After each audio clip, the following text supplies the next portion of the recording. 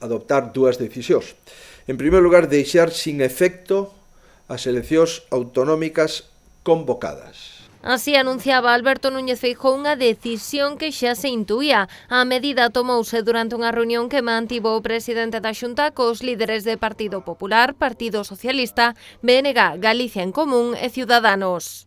A elección prioritaria, a elección única, a elección que temos neste momento todos os galegos é derrotar a pandemia.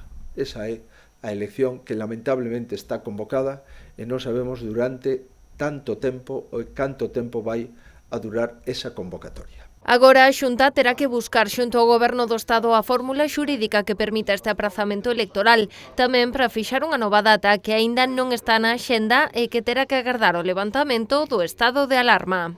Oxalá poidamos estar pronto falando de eleccións, porque quere dicir que superaríamos esta situación, pero polo que a min respecta, as eleccións, reitero, están absolutamente fora da axenda do Goberno e do seu presidente.